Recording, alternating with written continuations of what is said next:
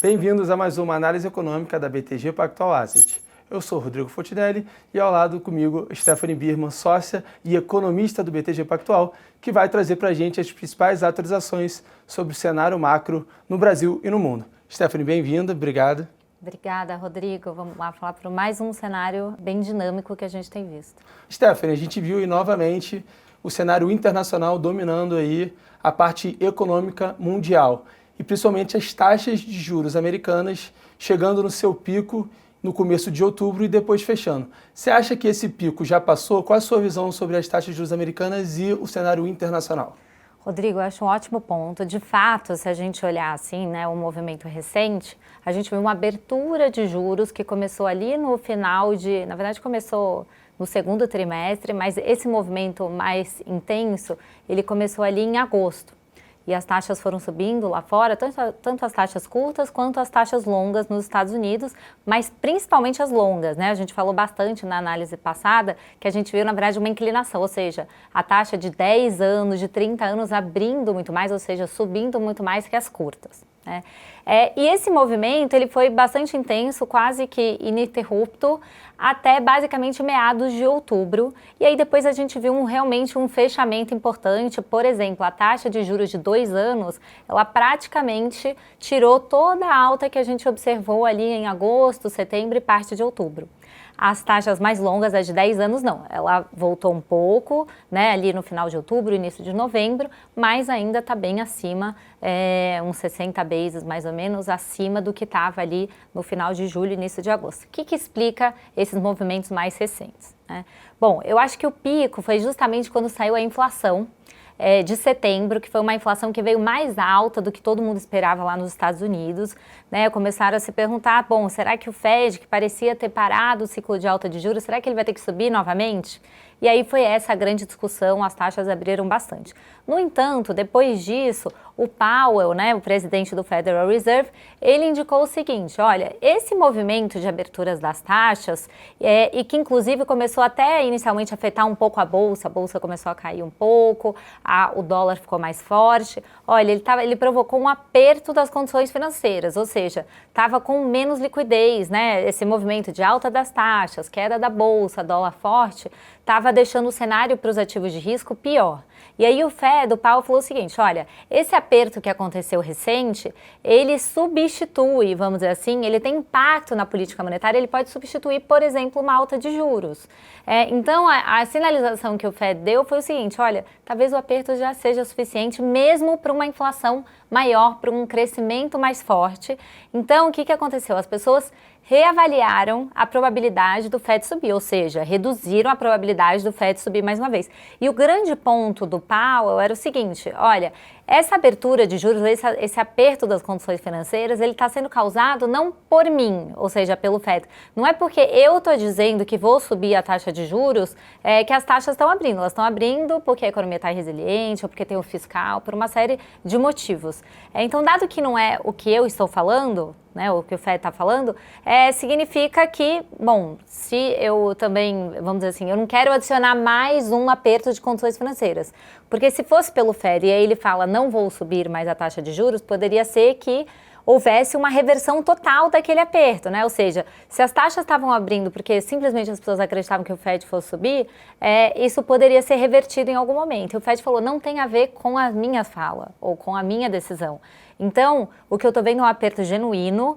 Dado isso, eu acho que isso já compensa, vamos dizer assim, essa economia mais forte, etc, etc. Quando ele falou isso, as pessoas, de novo, elas reavaliaram um pouco a chance do Fed subir.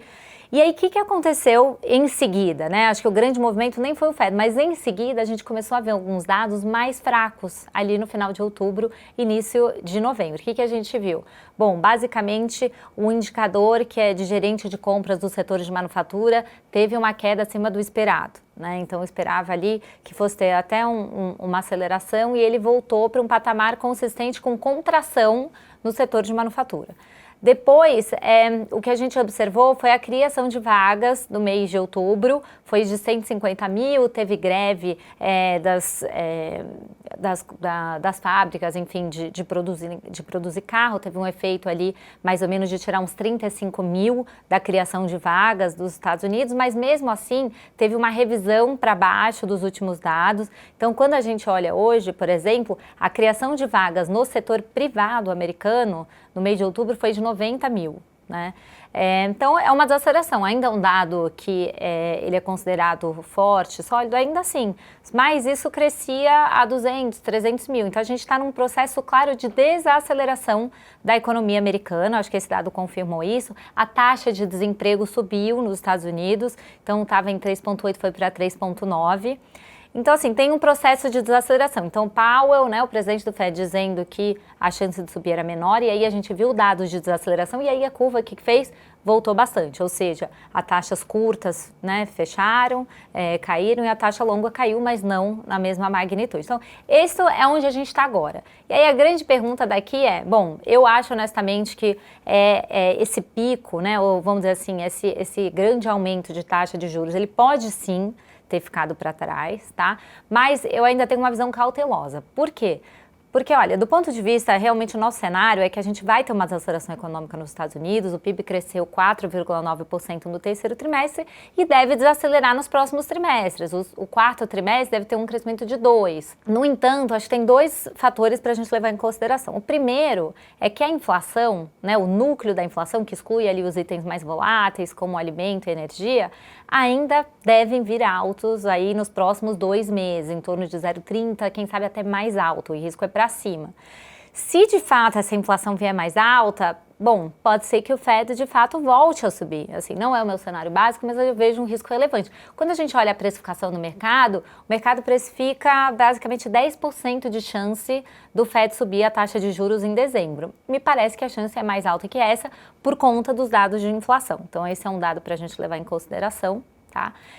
E o outro ponto é que realmente as condições financeiras tinham ficado mais apertadas quando o Powell falou, mas depois vieram os dados mais fracos e basicamente 2/3 desse movimento foi revertido, né? Então o que significa? Olha, há 2 semanas atrás, quando a gente olhava o nível da taxa de juros, da bolsa, etc., eles apontavam um crescimento, porque esses indicadores são antecedentes do crescimento, eles apontavam para o crescimento de menos meio, quase menos 1% nos próximos 12 meses. E agora que os dados vieram mais fracos, né, as pessoas entendem, bom, então o Fed vai cortar mais cedo, então as taxas fecharam, a bolsa subiu. Por quê? Porque é uma economia que está desacelerando, mas não muito. Então isso é bom para ativos de risco. Então as condições financeiras ficaram mais estimulativas. E estão apontando agora para um crescimento entre 0,5% a 1% positivo. Então, assim, o Fed, será que 0,5% é suficiente para ele ou ele acha, não, tem que desacelerar um pouco mais, isso também aumenta a chance do Fed subir? Então, tem alguns pontos, vamos dizer assim, que acho que o Fed vai levar em consideração, então eu tenho um pouco ainda de receio de apostar que agora as curvas são para baixo, etc, etc. Acho que o caminho é esse, mas ainda tem esse risco realmente aí de curto prazo, tá? Se a gente olhar a precificação, tem mais ou menos uns 30 bases precificados de corte para o primeiro semestre. O nosso cenário é que o Fed vai cortar só no segundo semestre. Então, acho que ele vai cortar, depois ele vai acabar cortando até mais do que o mercado tem, mas para esse curto prazo, eu acho que ainda a gente vai ter algum debate, se sobe ou não, etc. Stephanie, a gente está vendo níveis de taxa. Você comentou de fechar a curva, né, a gente teve em agosto, setembro, a curva abrindo e agora, na segunda quinzena de outubro, a curva fechando. Em termos de nível de taxa, a gente viu aí o Fed, a Treasury de 10 anos, que é a referência do mercado, bater 5% em meados de outubro e fechar agora. Em que nível que a gente está hoje e a que nível você espera que essa taxa fique de uma maneira mais saudável, dados esses dados de desaceleração que você trouxe? Então, hoje a taxa está em 4,60, né? E a minha avaliação é o seguinte, olha, se a gente pensar hoje, vamos dizer assim, um equilíbrio para a taxa de 10 anos, o que a gente leva em consideração, né? A gente tem um modelo, uma forma é modelar isso, e nesse modelo a gente leva em consideração o tamanho do balanço do Federal Reserve, ou seja, o quanto que ele tem de ativo, porque ele está reduzindo os ativos, né, de maneira passiva, não está vendendo. Isso tem um impacto, né, na taxa de juros de 10 anos. Além disso, o déficit fiscal americano é elevado, vai ser até mais alto do que o do Brasil, por exemplo, nesse ano. A dívida vai subir. A gente também tem uma expectativa de política monetária, então a gente leva tudo isso em consideração para tentar estimar qual que seria esse valor de equilíbrio da taxa de 10 anos. E os nossos modelos indicam alguma coisa 4, um pouco acima de 4, entre 4 e 4,5, a maioria deles ali muito próximo de 4. Então a nossa avaliação é que sim, olha, acho que tem mais uma, vamos dizer assim, acho que pode ter um fechamento, né, do nível atual. Então é basicamente isso. Uma outra forma de pensar sobre o nível de equilíbrio, que também é difícil, né? A gente faz modelagem, mas obviamente tudo é muito difícil, tem bastante incerteza. E uma outra forma de pensar bom, a taxa de inflação nos Estados Unidos, a meta é 2%. A taxa de juros de equilíbrio, neutra, é difícil saber, o Fed acha que é em torno de 0,5%, vamos colocar que é 1% para ser mais conservador. Então 1% mais 2% de inflação, a gente estaria falando de uma taxa de equilíbrio de 3% nominal, mas tem o prêmio de risco, né? Tem o fiscal que piorou, etc. Bom, esse prêmio de risco é 1%, alguma coisa assim, você chega num nível também muito próximo de 4%. Então, assim, nos parece que aquele 5% da taxa de 10 anos parecia muito esticado, né? Não sei se é 4 ou se é um pouco acima disso, mas 4,60 ainda nos parece alto. Que bom, então ainda teria espaço para descer mais um pouco. Mas como eu falei, de maneira cautelosa por conta desses dados aí de inflação. Trazendo um pouco para o Brasil, como é que a gente viu os nossos mercados aqui impactados por essa volatilidade, principalmente americana no mês passado, e a gente teve recentemente a notícia de que no ano que vem a gente não poderia ter o déficit zero. Como é que internamente a gente viu as últimas semanas se tratando de Brasil?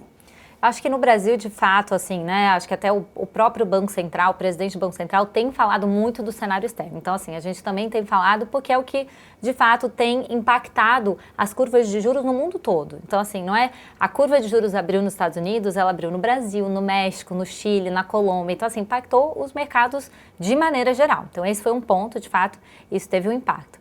E, além disso, teve essa questão do fiscal brasileiro, que é basicamente o seguinte, olha... teve uma discussão de que, eventualmente, o presidente Lula não estaria confortável, vamos dizer assim, com uma meta de 0% de déficit no ano que vem, eventualmente queria uma flexibilização para algo em torno de 0,5% de déficit, 0,5% do PIB, né? Toda essa discussão de qual que é a meta, a gente primeiro tem que pensar o seguinte, o consenso de mercado para essa meta fiscal do ano que vem é um déficit de 0,8%, tá? Então, esse é o primeiro ponto. Assim, ninguém, no fundo, dos economistas, a média dos economistas, acreditava, de fato, numa meta de déficit zero. Tá?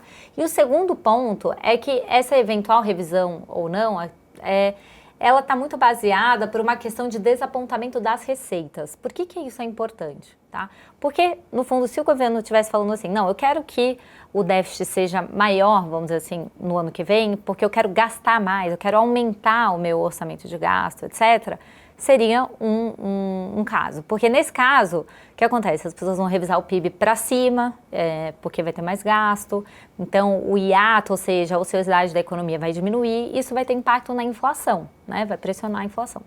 Quando é um desapontamento da receita, não é que não tem impacto nenhum, mas é diferente da questão do gasto. O impacto no crescimento é mais duvidoso, poderia ter um impacto no câmbio, nas expectativas de inflação, tá? Então seria um impacto secundário. Então, assim, é uma discussão que, eventualmente, as pessoas podem se questionar, bom, está mudando agora, pode mudar de novo, perde um pouco dessa credibilidade. É claro que tem um efeito que não é positivo, tá? Mas eu acho que a natureza mostra que também, assim, não é uma discussão que mudou o Brasil. Agora o Brasil não tem mais compromisso nenhum fiscal, etc, entendeu? Então, eu acho que é importante colocar essa diferença, né? Só para a gente colocar que não é que teve uma mudança estrutural do Brasil, etc. Tá? Mas sempre quando tem essa mensagem, rola uma Teve um impacto grande na curva, né? de juros, as pessoas começaram a se perguntar se o Banco Central agora ia reduzir o ritmo de corte, etc, etc. E no final das contas, o que é importante? O próprio Banco Central tem falado o seguinte, olha, o fiscal ele é importante à medida em que ele afeta a minha projeção de inflação, ou seja, para afetar a projeção de inflação, precisa impactar o câmbio, as expectativas de inflação, ou vamos dizer assim, o hiato do produto, né? O hiato do produto a gente comentou que não deveria ter um grande impacto. O câmbio não teve também grande impacto, mas teria um impacto se o investidor internacional olhasse para esse cenário e falasse o seguinte, olha, quer saber, o Brasil não está com nenhum compromisso mais com o fiscal, vou tirar o meu dinheiro do Brasil.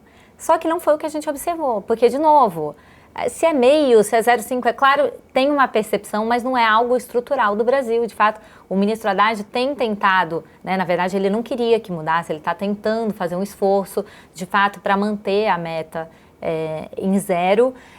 Então, eu acho que tem essa discussão e agora também não está nem mais claro se a meta vai ser alterada. De novo, as pessoas acham que a meta é difícil, é muito difícil, mas é uma questão de intenção.